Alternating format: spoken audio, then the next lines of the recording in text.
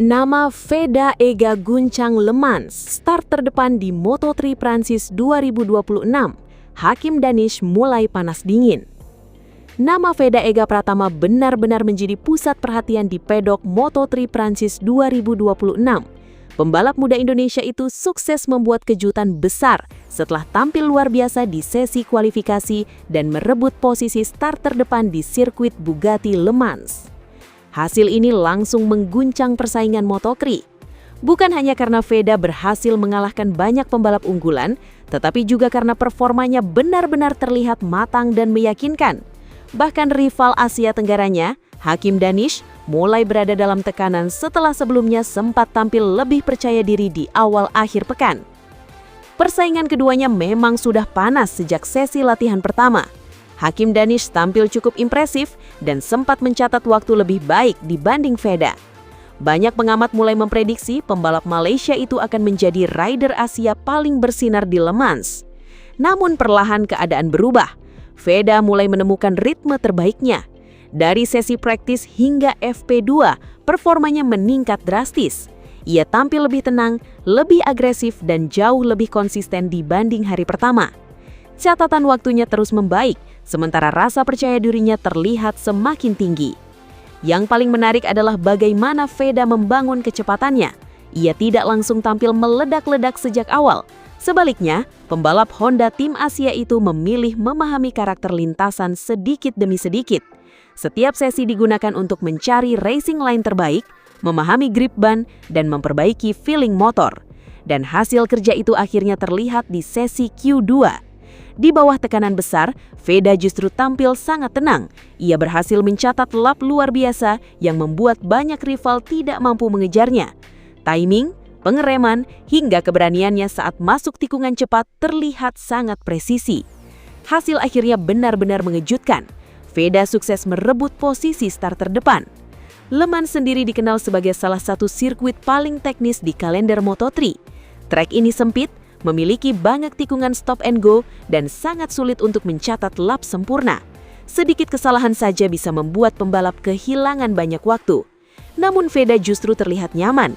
Ia mampu memaksimalkan motor di sektor-sektor teknis dan tampil sangat agresif tanpa kehilangan kontrol. Bahkan di beberapa sektor cepat, catatan waktunya menjadi salah satu yang terbaik sepanjang sesi. Inilah yang membuat banyak orang mulai benar-benar memperhatikan namanya. Bukan lagi sekedar pembalap muda penuh potensi, tetapi rider yang mulai siap bertarung di barisan depan Moto3. Di sisi lain, keberhasilan Veda juga menjadi tekanan tersendiri bagi Hakim Danish. Setelah sempat unggul di awal sesi latihan, kini situasinya berubah total. Veda justru berhasil mengambil alih sorotan utama dengan cara yang sangat meyakinkan. Persaingan Indonesia versus Malaysia pun kembali memanas. Duel dua talenta muda Asia Tenggara itu memang selalu menarik perhatian. Namun kali ini, Veda terlihat satu langkah lebih depan. Ia bukan hanya cepat, tetapi juga menunjukkan perkembangan besar dalam hal mental dan strategi. Dan itu yang mulai membuat para rival khawatir. Yang menarik, sebelum sesi kualifikasi dimulai, Veda sebenarnya sempat mengaku belum sepenuhnya puas dengan setup motornya.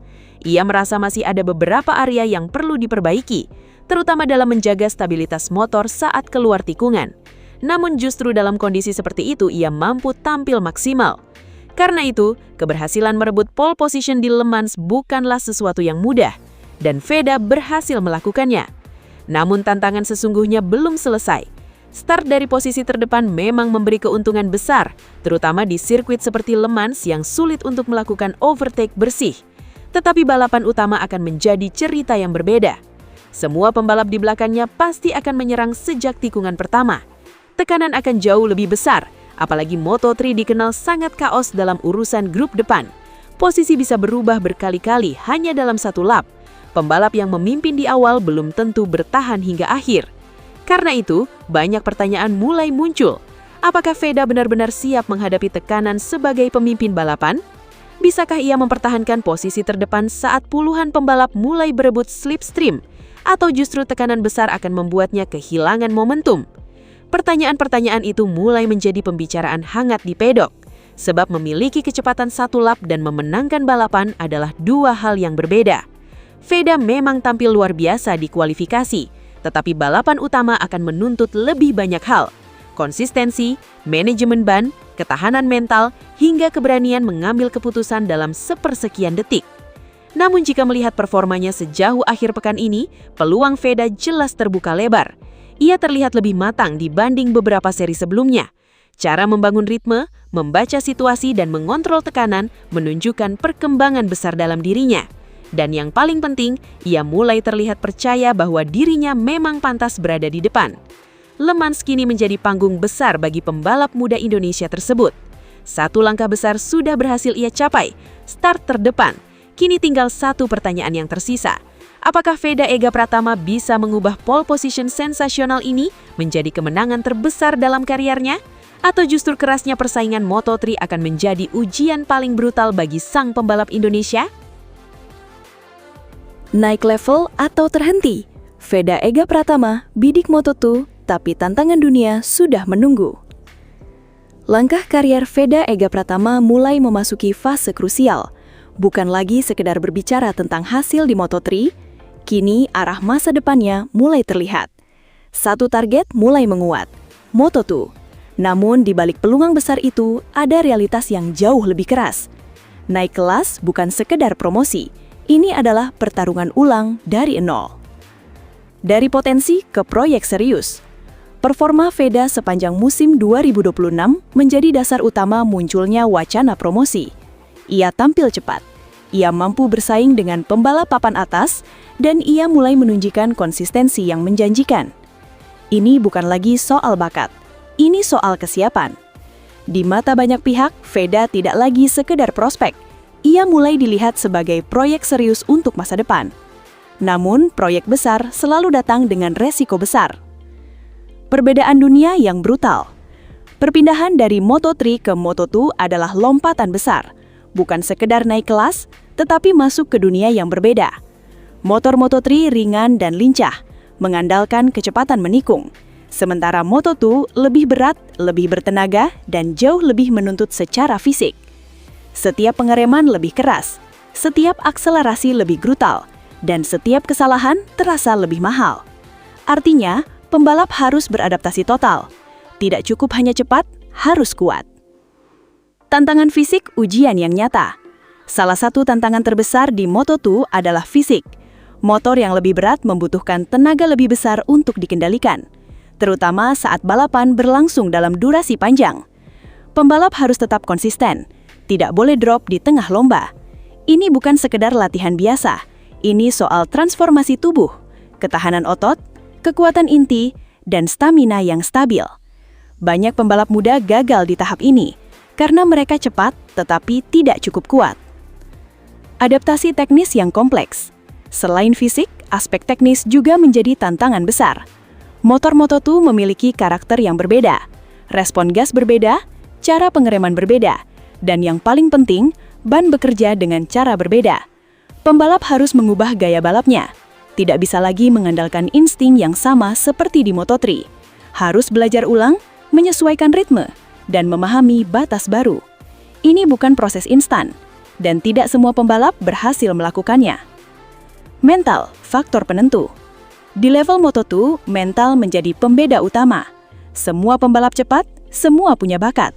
Namun tidak semua mampu bertahan di bawah tekanan. Persaingan lebih ketat, ekspektasi lebih tinggi, dan kesalahan lebih mahal.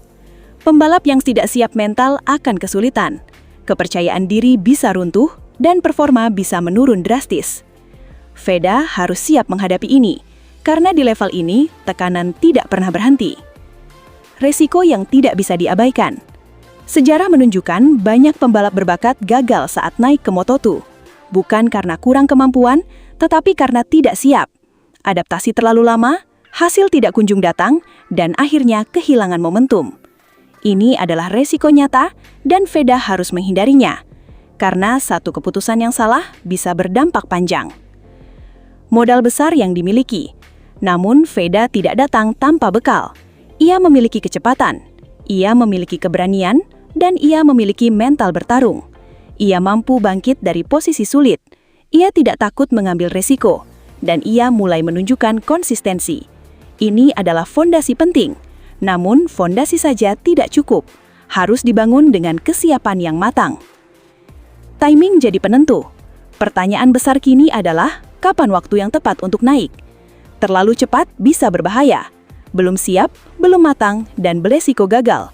Namun, terlalu lama juga bukan solusi, karena momentum bisa hilang. Dalam dunia balap, timing adalah segalanya. Dan keputusan ini akan menentukan arah karier Veda. Strategi harus tepat.